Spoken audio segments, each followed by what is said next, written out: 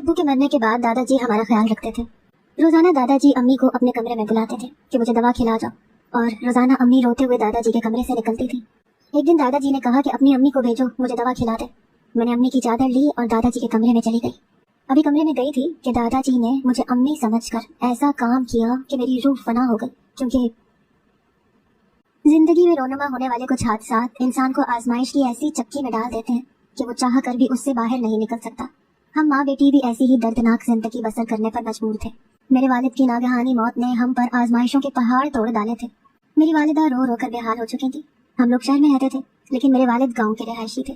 انہوں نے میری والدہ سے محبت کی شادی کی تھی، لیکن میرے والد کے خاندان نے میری والدہ کو قبول کرنے سے انکار کر دیا تھا۔ یہی وجہ تھی کہ ہم شہر میں رہتے تھے۔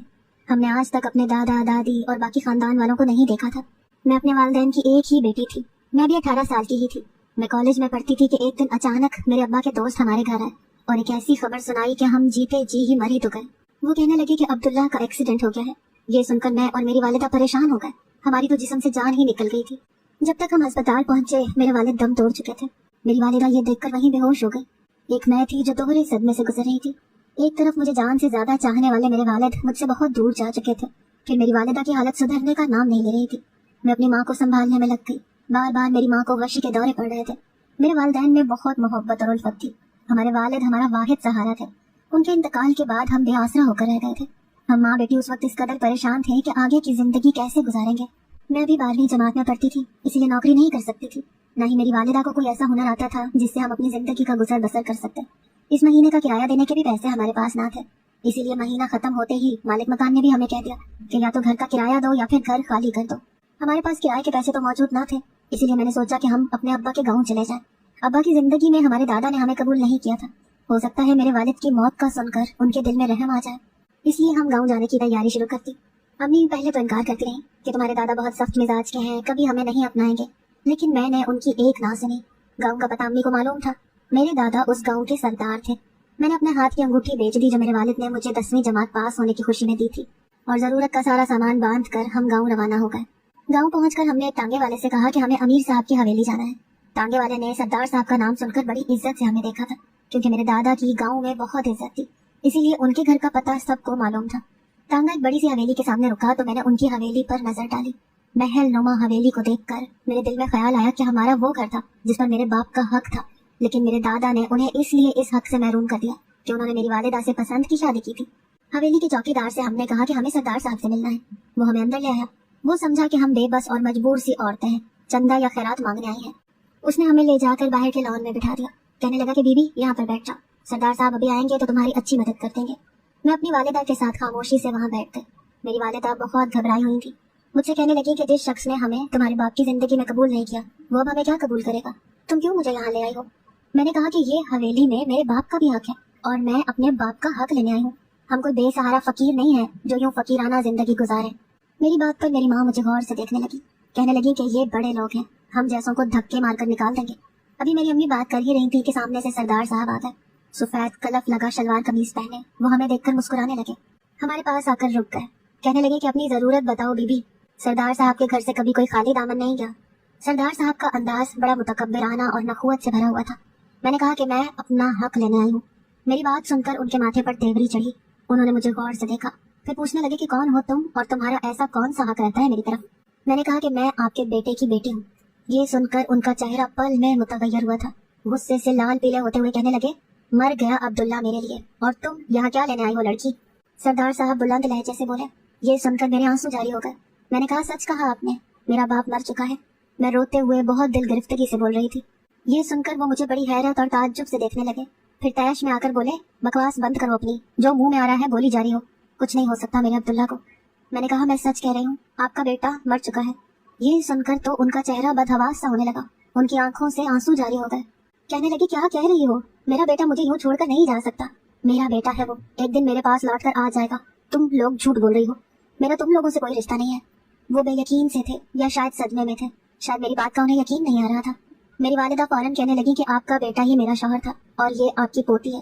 امی نے اپنے پرس سے ابو کی تصویر نکال کر انہیں دکھائی اور میری طرف اشارہ کر کے سردار صاحب سے کہنے لگی کہ یہ آپ کا خون ہے اور میں آپ کی بہو۔ اب آپ چاہیں تو ہمیں اپنا لیں، چاہے تو دھتکار دیں، لیکن ہمارے پاس اس گھر کے علاوہ اور کوئی ٹھکانہ نہیں ہے۔ कुछ देर तो खामोशी से रोते रहे, आंसू बहाते रहे।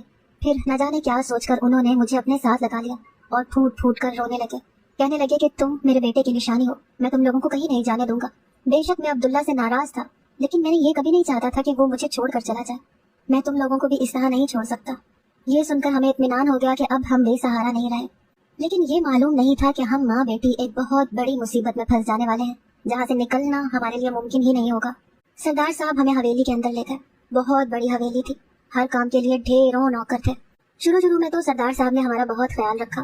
वहाँ जाकर यह भी इल्म हुआ कि मेरे वालिद के घर छोड़कर जाने के बाद मेरी दादी का इंतकाल हो चुका था। उन्होंने मेरे वालिद का गम दिल को लगा लिया था, लेकिन शौहर के गुस्से के सामने जुबान नहीं खोल पाई थी। मेरे वालिद सरदार साहब की वाहिद औलाद थे। दादी के जाने के बाद अब वो तन्हा रहते थे। मेरे दादा मुझसे बहुत मोहब्बत करते थे। जब भी गाँव से वापस लौटते घंटों मेरे पास बैठकर मेरे वालिद की बातें सुनते रहते थे और आंसू बहाते रहते थे। अभी हमें वहाँ रहते 1 माह ही गुजरा था कि सरदार साहब मुझसे बहुत प्यार करते थे। लेकिन एक अजीब बात ये थी कि मेरी वालिदा से बात नहीं करते थे, उन्हें देखते भी ना थे, ना ही उनसे कोई गुफ्तगू करते थे। शायद उनका दिल मेरी वालिदा की तरफ से अभी भी साफ नहीं था। जब भी उनकी नजर मेरी वालिदा पर पड़ती तो वो माथे पर तेवरी चढ़ाने लगते। लेकिन अब वो बहुत बीमार रहने लगे थे, नौकरों पर चीखते रहते थे, दवा नहीं खाते थे। तब मेरी वालिदा ने ही हिम्मत मुज्तमा करके उनकी डांट सुनने के बावजूद उनकी खूब खिदमत की। उन्हें दवा वो खुद खिलाने लगी। पहले तो वो अम्मी को घूरते रहते थे, दवा खाने से भी इनकार कर देते थे, लेकिन आहिस्ता आहिस्ता उनका रवैया मेरी वालिदा से बदलने लगा। शायद उनके दिल में मेरी वालिदा के लिए गुंजाइश पैदा हो चुकी थी। अब वो रात को जब भी दवाई खाने लगते तो मेरी वालिदा से ही कहते कि मुझे आकर दवा खिला जाओ। मेरी वालिदा उन्हें दवा खिलाने कमरे में चली जाती। पहले तो अम्मी 15 मिनट में ही वापस आ जाती थी। मैं तब तक अपने कमरे में लेट जाती थी, लेकिन जब कमरे से बाहर आती तो कुछ मुतफक्किर सी होती थी, किसी गहरी सोच में डूबी हुई होती थी। और जब मैं उनसे वजह पूछती तो वो चौंक सी जाती थी, मुझे नम आंखों से देखती, नफी में सर हिलाते हुए कहती कि कुछ नहीं हुआ, तुम सो जाओ। मुझे ये सुनकर अजीब सा लगता था कि दादा आखिर ऐसा क्या कहते थे जो वो बाहर आते ही परेशान सी गुमसुम सी हो जाती थी। जब से मेरे वालिद का इंतकाल हुआ था मैंने अपनी वालिदा के चेहरे पर मुस्कुराहट तक नहीं देखी थी। वो हर वक्त उदास और गमज़दा सी रहती थी।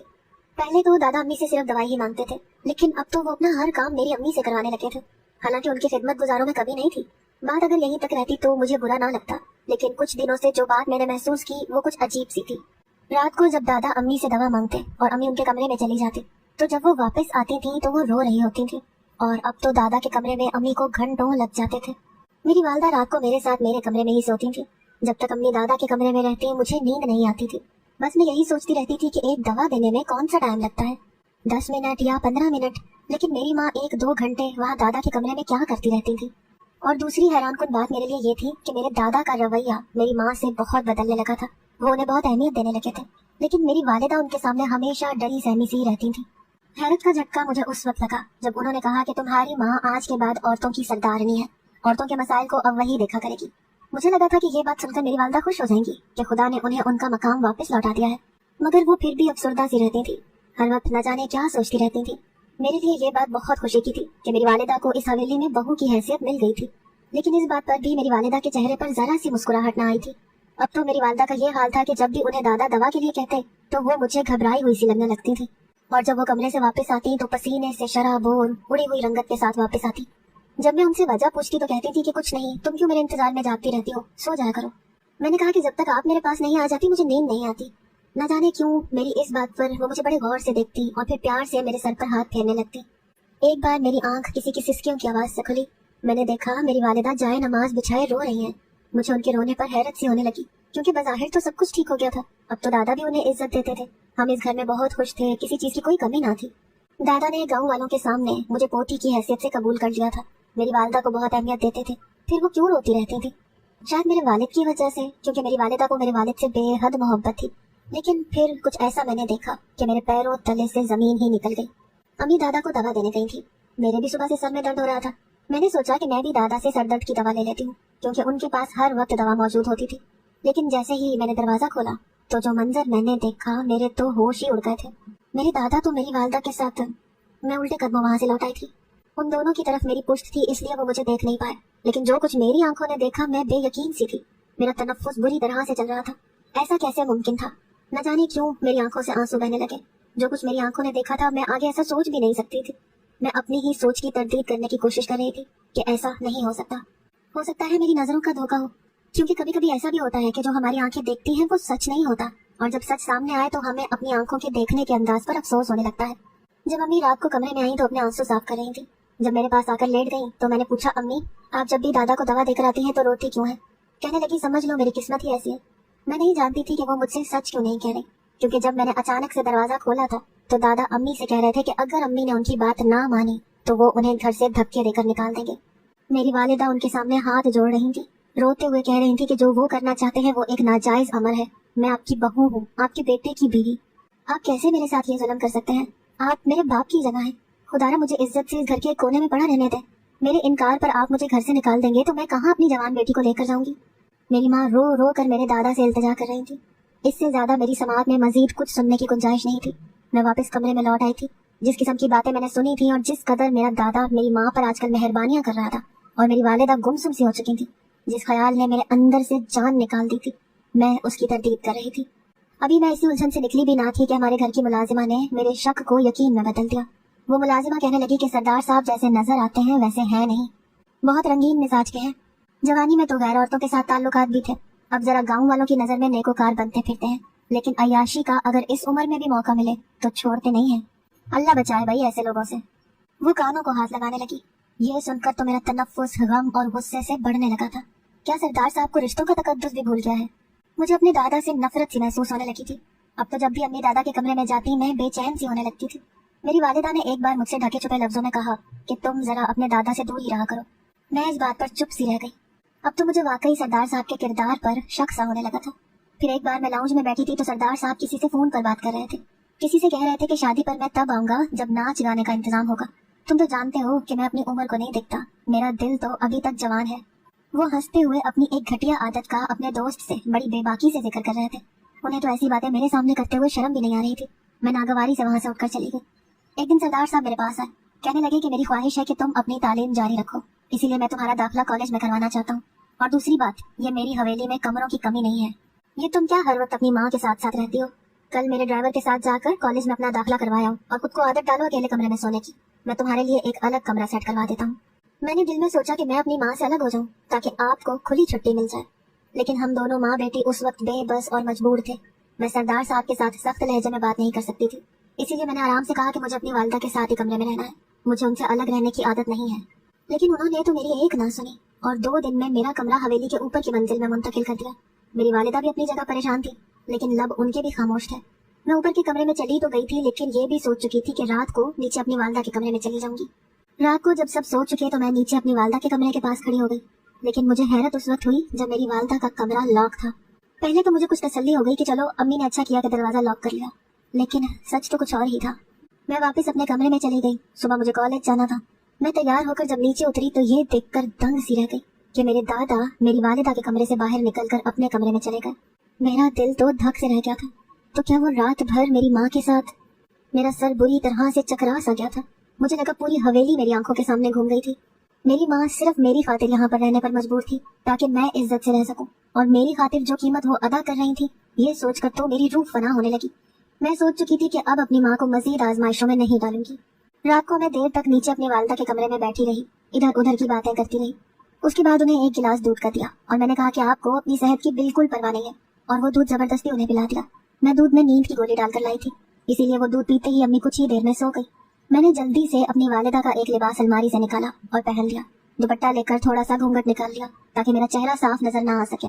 मेरी शक्ल भी अपनी वालिदा से बहुत मुशाबिहत रखती थी। मैं दादा के कमरे में चली गई।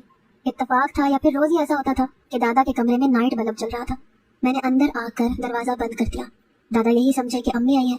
मुझसे कहने लगे, मैं दवा खा चुका हूँ, अब मेरे पास आओ, मैंने बहुत इंतजार कर लिया तुम्हारा, अब मैं मजीद सब्र नहीं कर सकता।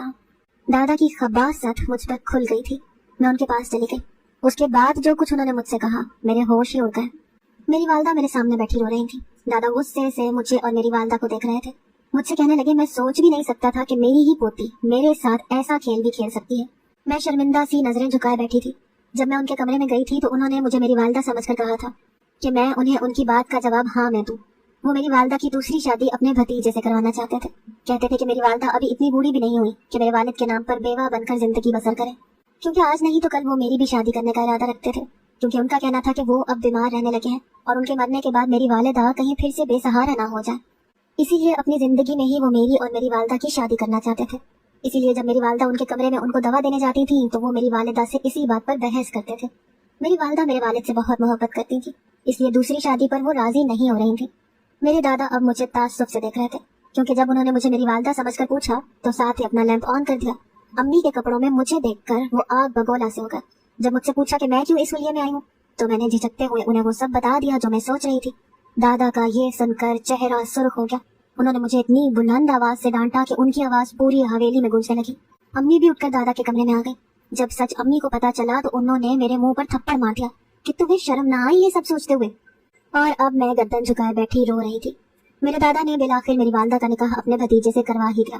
مجھے بھی وہ میری امی سے دور رہنے کا اسی لیے عادی بنانا چاہتے تھے تاکہ جب وہ ان کی شادی کریں تو میں یہ بات اپنے دل پر نہ لوں۔ مجھے خود پر افسوس سا ہونے لگا۔ میں کیا سوچ رہی تھی؟ صحیح ہی کہا ہے کسی نے کہ آنکھوں دیکھا ہمیشہ سچ نہیں